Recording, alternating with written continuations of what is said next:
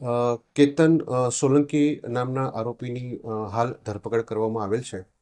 આ આરોપીના વિરુદ્ધમાં 2022ની સાલમાં ઇકોસેલ ખાતે ગુનો નોંધવામાં આવેલ.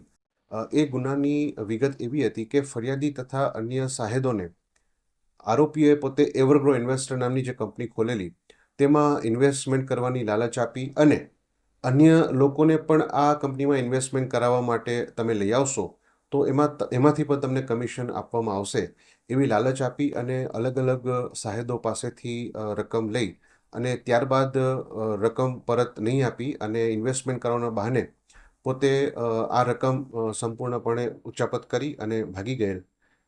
જે આરોપી કેતન સોલંકીની ધરપકડ કરાવી રિમાન્ડ માંગવામાં આવેલ છે. હાલ આરોપી રિમાન્ડ હેઠળ છે. આ ગુનામાં જે તે વખતે ફરિયાદ નોંધાઈ ત્યારે 10 સાહેદોએ 11 કરોડનું તેઓ સાથે છેતરપિંડી વિશ્વાસઘાત થયેલો છે એ રીતની ફરિયાદ આપેલી હતી.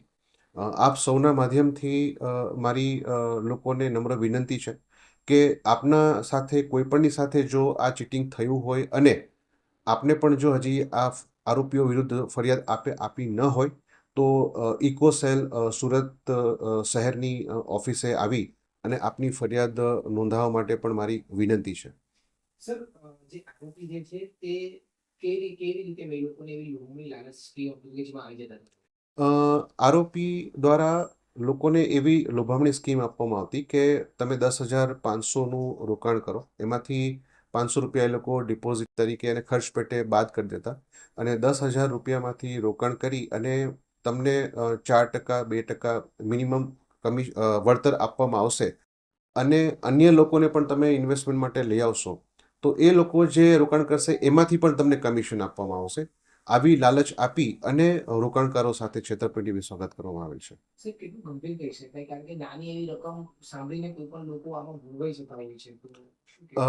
અત્યંત ગંભીર બાબત છે અને એટલા માટે જ મેં આપના મીડિયાના માધ્યમથી જે લોકોને હજી ફરિયાદ કરવાની બાકી છે તેમને પણ હું વિનંતી કરું છું કે તેઓ પણ અમારી પાસે આવી અને પોતાની ફરિયાદ નોંધાવે.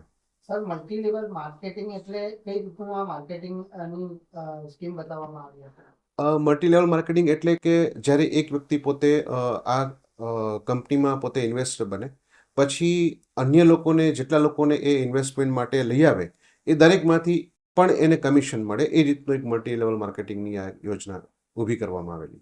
અગાઉ પણ આરોપી કંઈક ઝડપાયો છે?